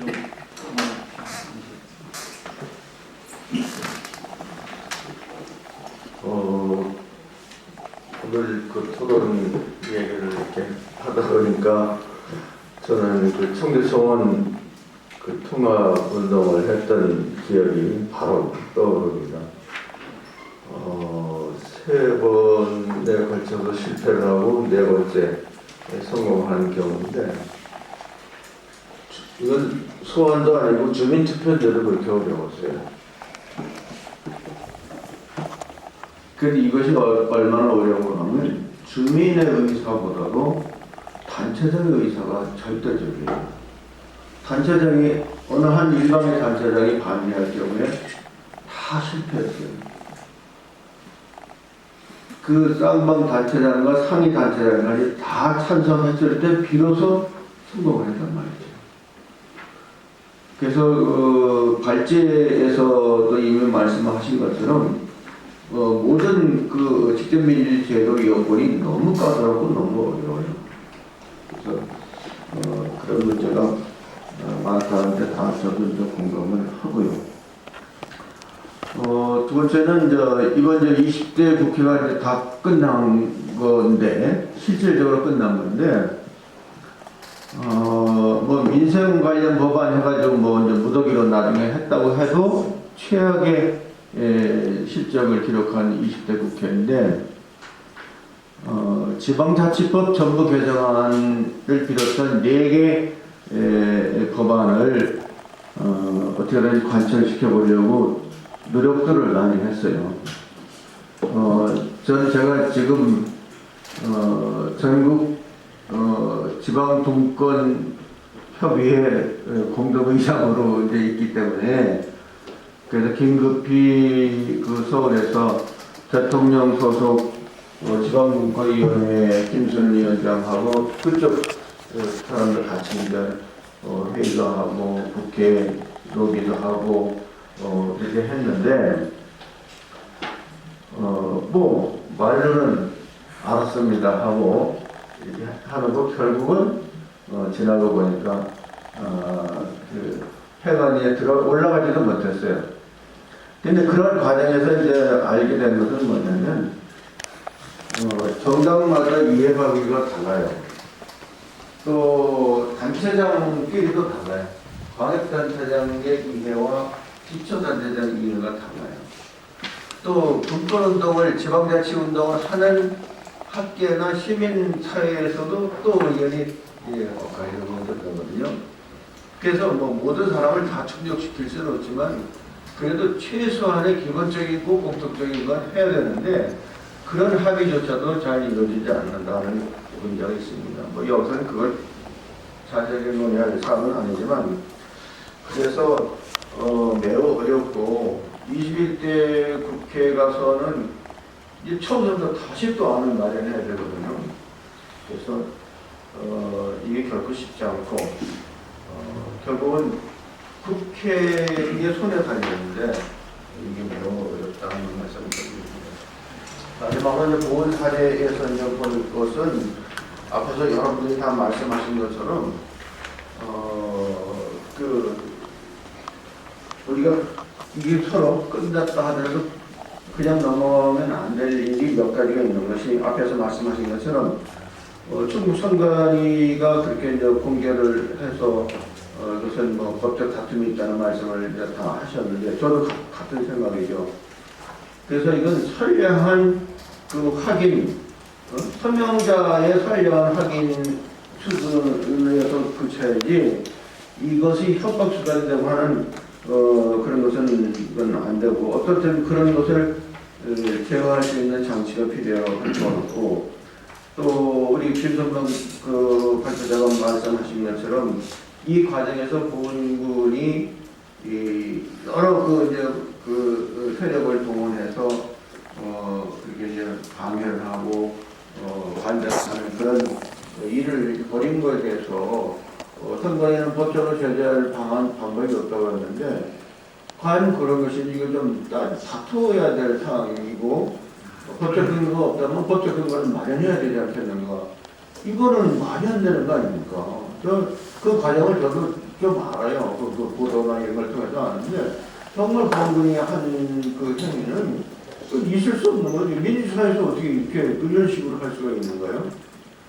바로 그러한 것들을 사실은 소환 필요가 많이 있어요. 그러한 행위를 한다는 것이. 그리고 이제 마지막으로 이제 이강희 의원도 많이 이야기했지만 개표 요건의 문제는 그 정치청원 때도 그런 경험을 했는데 이것을 반대편에서 악용을 해요. 투표 불참 캠페인을 한단 말이에요. 투표 거부 캠페인을 하거든요. 그러면 이쪽으로 더 힘이 드는 거예요.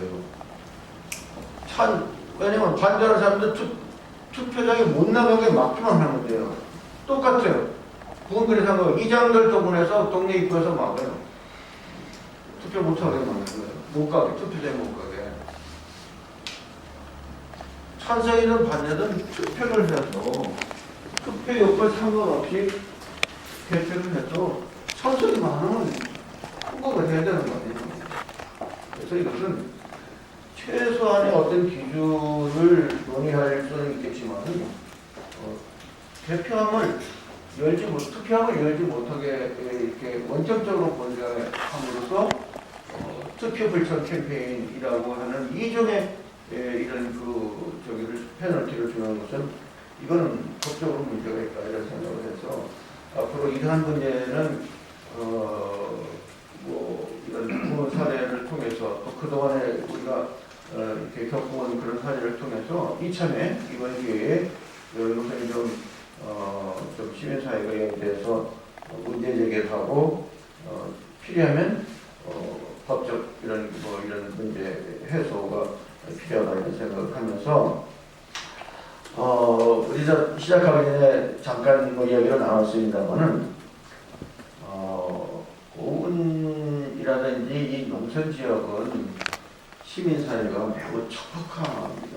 다들 아시는 일인데 그럼에도 불구하고 이번 보훈군에서 이러한 운동이 일어났다는 것은 저는 상당히 고무적이라고 보고 비록 이제 중간에 멈출 수밖에 없었지만 저는 이것이 보훈의 시민사회 하나의 큰 성숙의 계기가 됐다 생각을 해서 저는 매우 긍정적으로 평가를 합니다.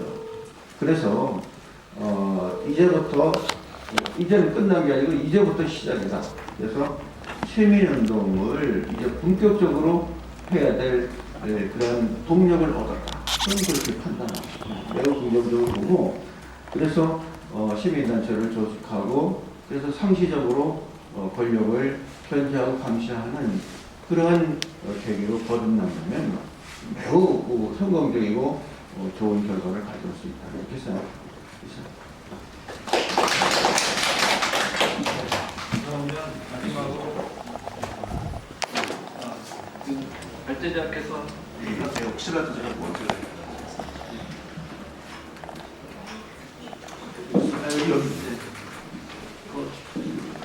제가 혹시 일단 강의가 있어서 먼저 좀 이랬을 것 같아서 조 교수님 혹시 지금 오늘 충북 천주자치연대에서 전국에서 처음으로 이 문제를 헌법 소원을 그냥 단체가 할 수 있나요? 아니면 개인으로 그러니까 조한선 교수님이나 이강희 의원이 아까 얘기했던 두 가지 답이 있지 않습니까? 헌법 소원을 제기하려면은 직접성, 면제성, 불가연성이라는 두 건을 직접 자체에 그러니까 저희 집행위원님이 특히 하나 특히 아까 이 의원님께서 말씀하셨던 개표 30% 이 규정이 있지 않습니까? 이건 우리가 한번 헌법 소원을 좀 제기할 만하지 않을까 이 생각이 들어서 충북 천주자치연대에서 좀 중심이 돼서 그러니까 이렇게 하는 것이 아니라 무엇인가 좀 결실을 냈으면 좋겠어요. 그리고 두 번째는 충북 선관위는 한의 방문을 한번 해야 되지 않나 이 문제에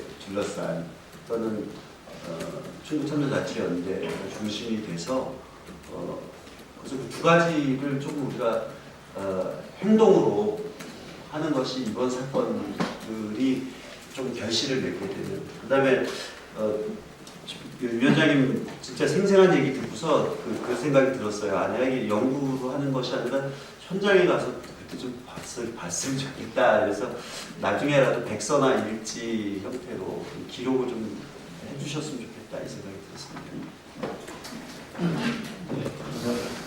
이어서 이재표 보좌관께서 네. 오늘 김종대 의원이 참석을 하기로 되어 있었는데요. 그 20대 국회 마무리 일정 때문에 제가 대신 나오게 돼서 죄송합니다.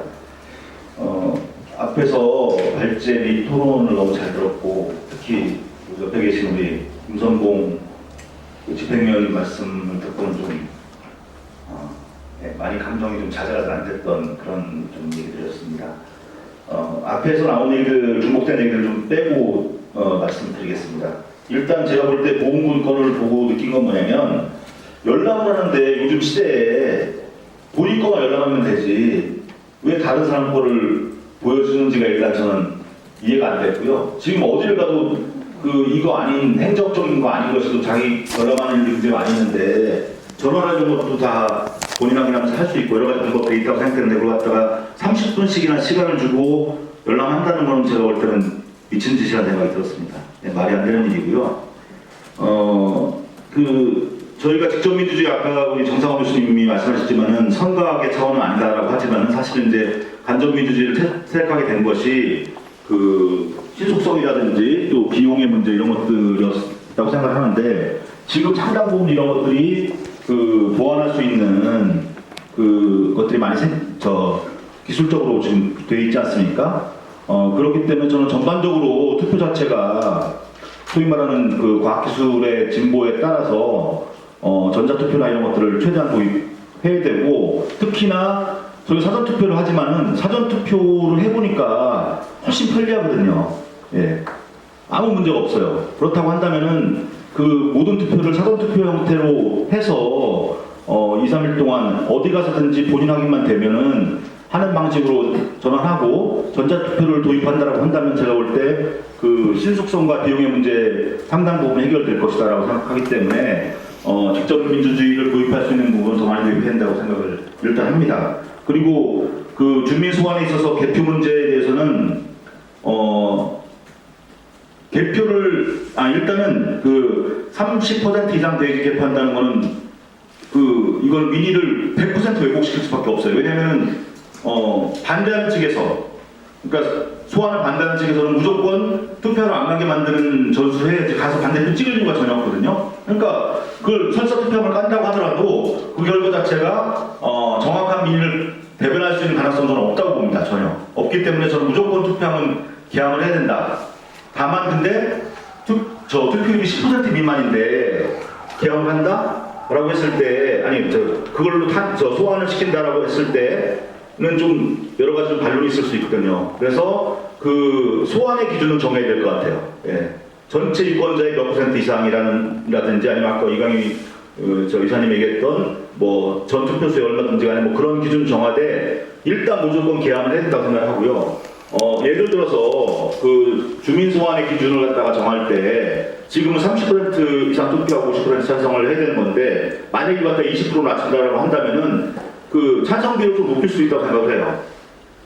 그러니까 30%는 30명, 100명일 때 30명 투표해서 16명 찬성하면 쉽게 말하면 직을 이렇게 되는 건데 만약에 그게 20% 낮췄을 때는 3분의 1로 한다든지 해서 그런 어떤 기준을 부여해서라도 저는 투표를 낮춰서라도 할 수 있게끔 해야 된다고 생각하는데 이런 식의 보완장치가 생기게 되면 저는 투표를 무조건 더 올라간다고 생각합니다. 왜냐면 반대하는 쪽도 나와서 반대표를 던져야지만 자기가 지키려는 사람 지킬 수 있기 때문에 어떤 이런 장치를 마련하게 되면 모든 문제 다 해결된다고 생각을 개인적으로 하고 있고요.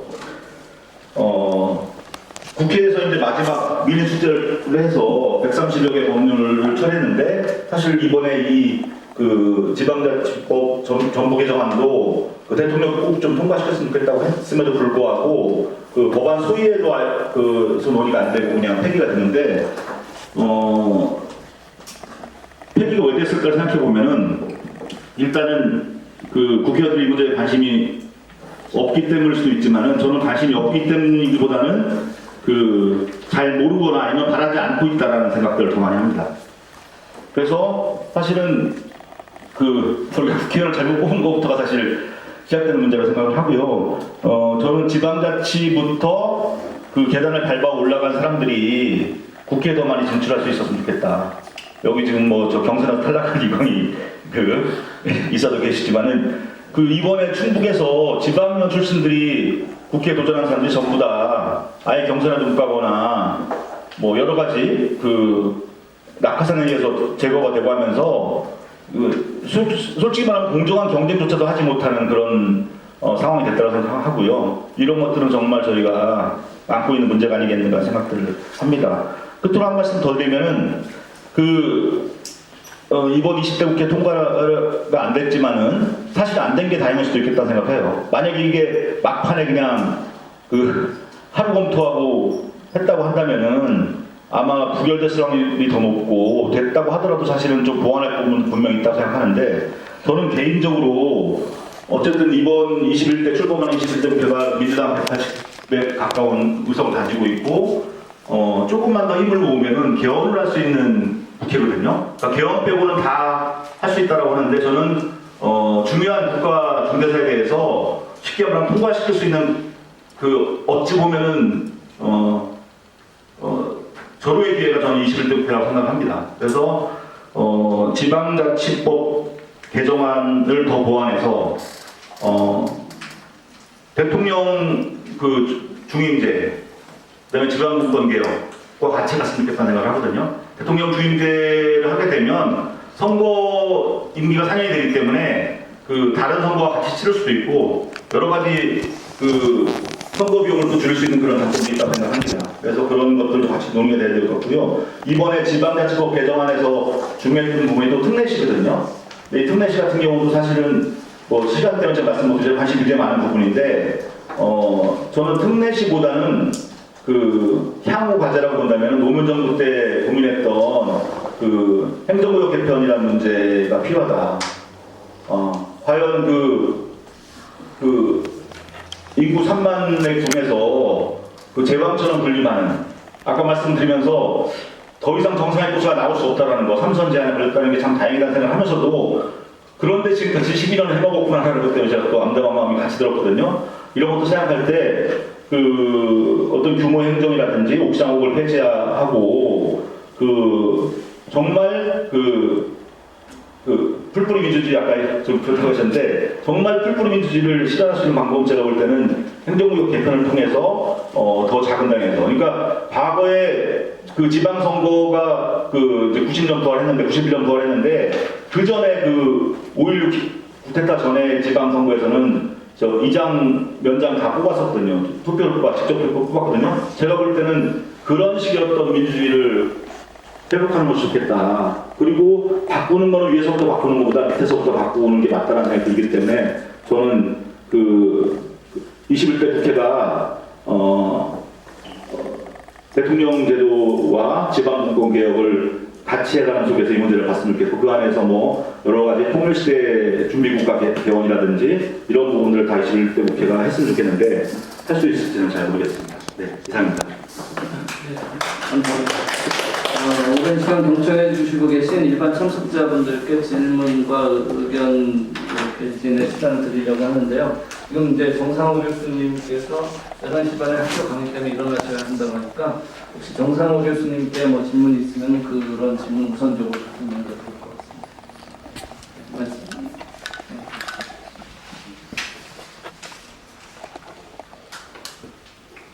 이렇게 하셔야 돼요. 기자님 계셔가지고 혹시 개별적인 질문이긴 한데 이게 주민 소환이 주민 투표 아까 말씀하신 게 지금 여기 서명인 열람이라고 하는 절차가 주민 소환에서는 소환 절차에는 원래 없는 건데 그냥 주민 투표에 있었던 절차를 기용한 건가요? 그러니까 주민 소환 절차는 그러면 따로 되게 구체적인 절차가 없는 건지. 아까 주 교수님 설명에 의하면 이걸 입법할 때 입법 미비라고 볼 수 있는 거죠? 그러니까 주민 투표에 있는 제도입니다. 공개 열람이라고 표현이 되어 있어요. 그러니까 지금 상황으로는 다 보여줄 수밖에 법문상으로는 그렇게 되어 있는데 이걸 주민 투표의 12조가 13조에 들어가 있는데 주민 소환법에는 이 규정은 없어요. 다만 27조에 요거를 갖다가 쓴다라는 말만 들어 있습니다. 그러니까 명시되어 있진 않아요. 열람 말고 나머지 절차, 주민 소환의 절차는 나머지는 다 있고 그 열람 부분에 대한 것만 준용이 여러 가지 사항들이 준용이 되어 있어요. 이 먼저 만든 법이니까 거기에 이 성격이 다른 이 제도까지 그냥 같이 따라 들어온 게 아니냐라는 게 저의 문제제기예요. 준용한다는 그거 자체로 하는 거 자체는 불법이 아니에요.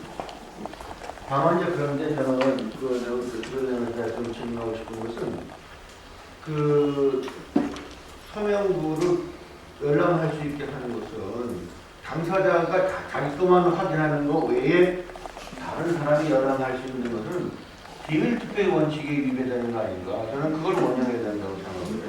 저도 마땅히 그래야 된다고 생각을 하는데 현재 있는 법문상으로는 공개 열람이라고 되어 있습니다. 그 독주조사 말씀드리면 현재 법문은 그렇게 되어 있지만 그 법원의 판례에 의해서 이게 많은 사람들이 특정화돼서 공개될 경우에는 주민 소환의 영향, 투표 자체에 영향을 주기 때문에 그거를 그 선관위가 열람하는 방침은 각 지역 선관위가 정하도록 되어 있거든요. 그거는 아까 얘기했듯이 다른 사람한테 많이 열람시키지 않도록 최소한의 하는 방법들로 그거를 정하는 건데 이번 보훈군 선관위가 정한 지침은 너무나 광범위하게 많은 사람들이 오랜 시간 동안 볼 수 있도록 했다라는 게 문제점이 있다라는 거예요. 저희가 이거 9월 15일 사전에 열람하기 전에 미리 선관위에 질의를 했거든요. 어떤 식으로 열람을 하겠거냐 했더니 아직 보훈군 선거관리위원 8명으로 구성된 그 회의가 진행되지 않아서 확정은 안 됐지만 열람할 시기쯤에 돼서 아까 얘기했던 그런 취지에 부합하도록 자기들이 지금 생각하는 건 지금 1인 저기 한 명이 들어가서 선관위 직원 입회하에 그 옆에서 이렇게 볼 수 있게끔 자기가 다른 사람과 많이 못 보고 할 수 있게끔 그런 것을 최대한 반영할 것이다라고 얘기를 했는데 막상 5월 15일날 당일날 그 결과는 그게 아니었다는 거예요. 한 사람이 30분씩 그것도 4테이블 그래서 한꺼번에 4명이 들어가서 그것도 읍면별로 그냥 쫙 분류를 해놓은 거예요. 그러니까 문제는 이번에 이제 중요한 게 하나 드러난 거예요. 우리가 좀 고쳐야 될 것이 서명부 열람은 본인 것만 열람할 수 있도록 한정을 해야 되는 그런 명문화된 법규가 필요하다는 거죠. 그거를 갖추면 될 것 같은데 와서 돈 있고 있나 없나만 확인해줘서 내가 확인해주면 되는 거야. 그것도 결국은 투표의 하나거든. 예. 투표를 있게 하는 근본 행위인데 투표는 우리가 다 비밀 투표를 하잖아요. 그런데 그 서명을 갖다 공개한다? 그건 비밀 투표의 원칙에 어긋나는 거지. 그리고 소환 대상자의 그 정보 공개 청구권 이거를 좀 무효화시킬 필요가 있을 것 같아요.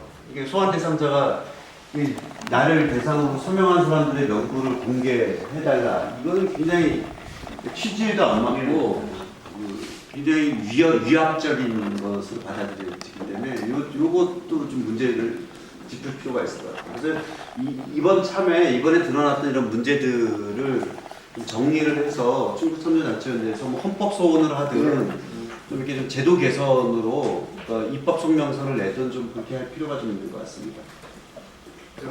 거기에 이제 이렇게 되거든요. 이거를 공개를 열람해서 공개를 해야 되는 이런 문제가 뭐하고 형평성이 어긋나냐면 33.3%를 해야 되면 그 못하게 하는 사람들이 생기죠. 그러니까 투표를 못하게 하는 사람들이 생길 경우 33.3%는 찬성을 하는 사람들로 봐야 되는 거예요. 대한민국의 투표는 그런 식의 투표는 없는 거죠. 찬성을 100% 하기 위해서 투표를 하는 이런 거는 없는데 이렇게 되다 보니까 투표 열람의 문제가 문제가 되는 거예요. 그러니까 원래는 그 투표를 하자고 해서 투표를 하기 위해서 요구하는 사람들이 찬성을 하는 사람들이 당연히 그럼 이 사람들이 33.3%를 책임져야 되는 문제는 국가의 민주주의 원리상 동일하면 안 되거든요. 동일한 가치가 아니죠. 그러니까 예를 들어서 내가 출마를 할 때는 무소속으로 출마를 할 때는 2000년 서명받아서 하면 되거든요. 그거 반대하거나 하면 선거법 위반이에요.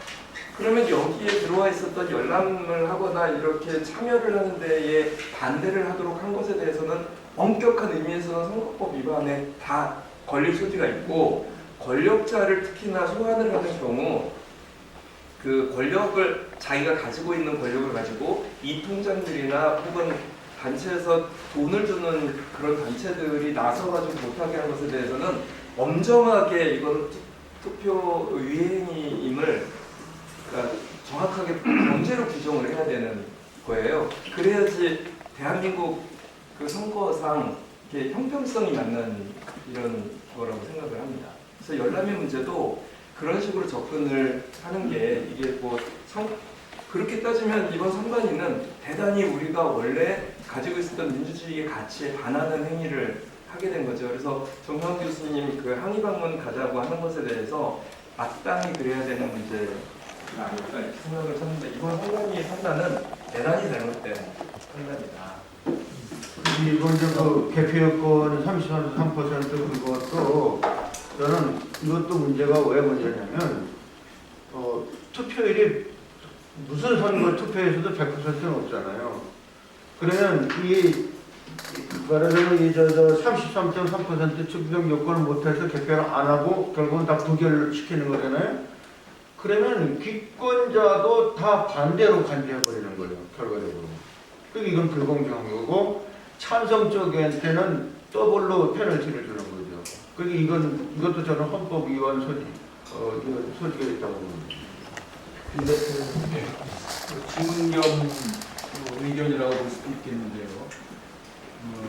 뭐 반헌법적이거나 법률 개정을 통해서 접근할 거는 뭐 그렇게 지원을 한다든가 당사자 원리라고 한다면 그래서 그렇게 하면 될 것 같은데 좀 시간이 걸리지 않겠습니까? 그래서 지금 뭐 얘기하는 것하고 비슷한 얘기가 될 텐데 특히 이 선관위가 심판자 역할을 해야 할 텐데 편파적으로 한 부분에 대해서는 아주 지금 우리가 구체적으로 좀 검토를 해서 항의 방문도 필요하겠습니다만 혹시 법률 위반적인 소지는 없는지 해서 좀 강력하게 뭐랄까 시민적 징벌이랄까 이런 것도 필요한 실정이 아닌가 이런 생각을 드는데요. 그런 차원에서 혹시 특히 조 교수님 지금 드러난 어떤 선관위의 태도 또는 행위와 관련된 불법적 소지는 적시될 수 있는 부분은 없는지 좀 여쭤보고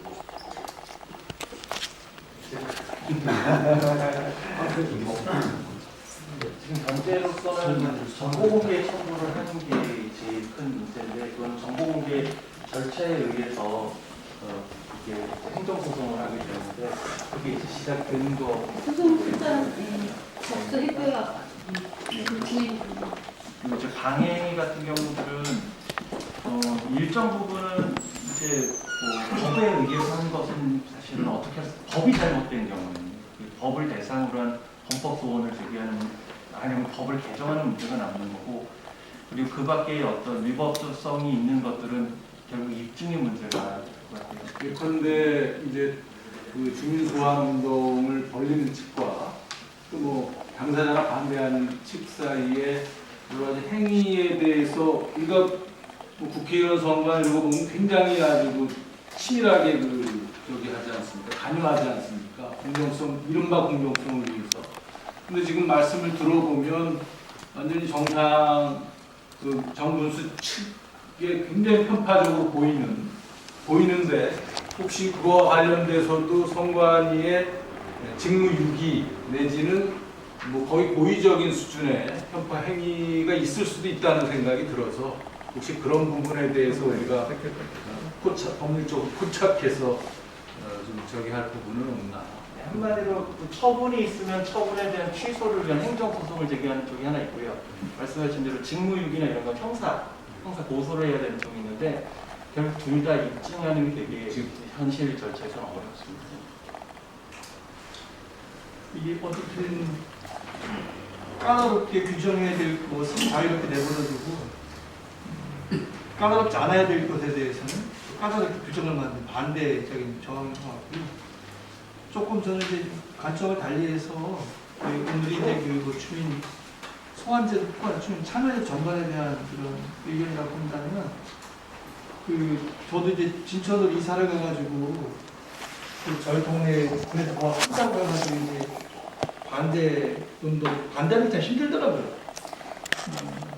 여러 가지 뭐 그런 얘기 듣고 절차에 따라서 하긴 했는데, 기본적으로 이런 것들이 어떤 것들이 쭉 누적이 된 마지막 순간에 이런 주민 소환이 있는 거잖아요.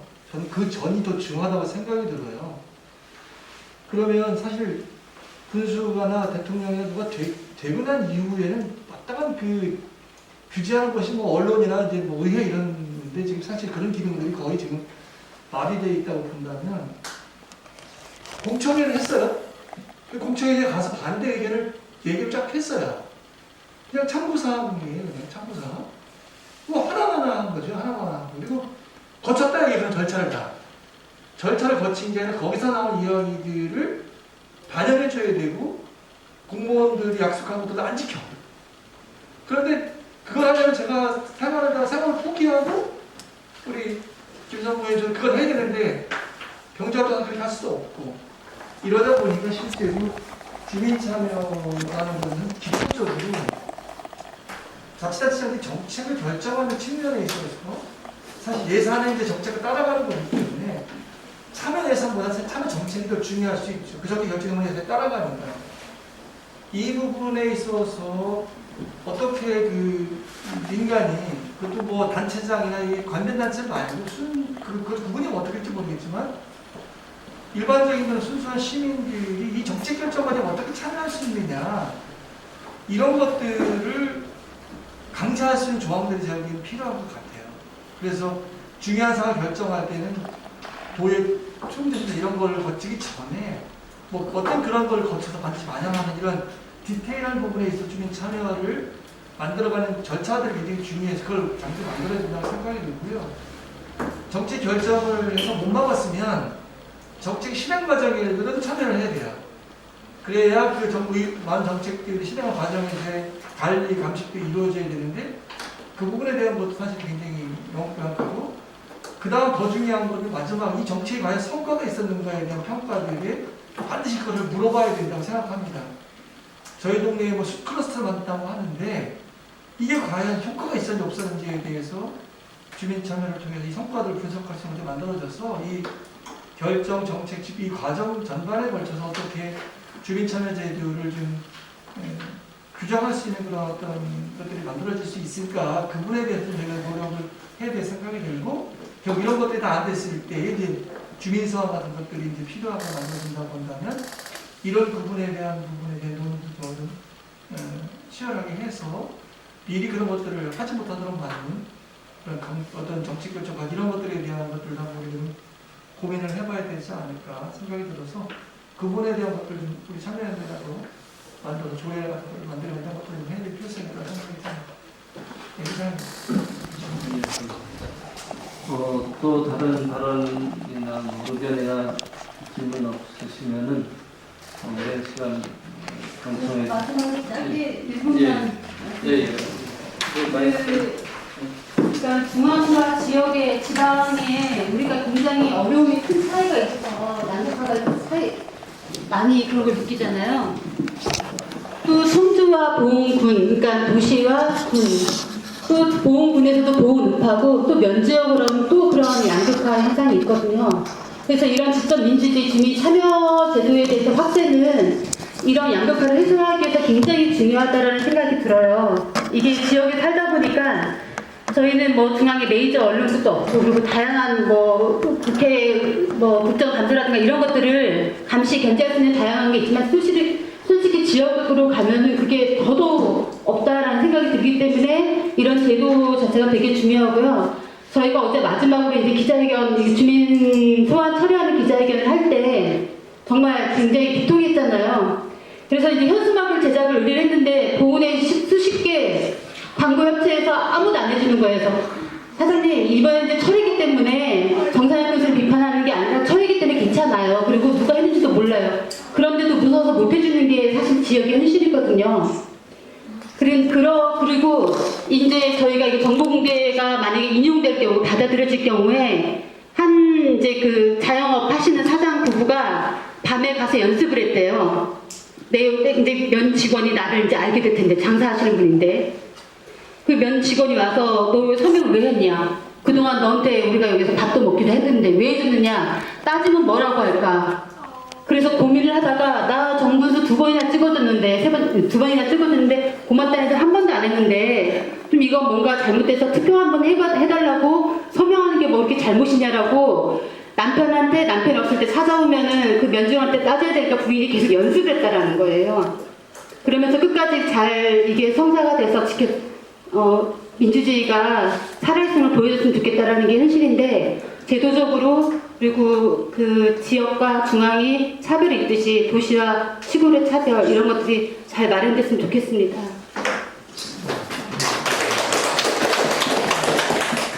네. 많은 분들의 의견이 이제 그 이번 사태를 전화위복의 계기로 삼아서 전국적으로 지방 주민 참여제도가 발전할 수 있는 계기가 되기를 바라는 마음으로 모아진 것 같아요. 그러기 위해서는 더 많은 관심과 노력이 필요할 겁니다.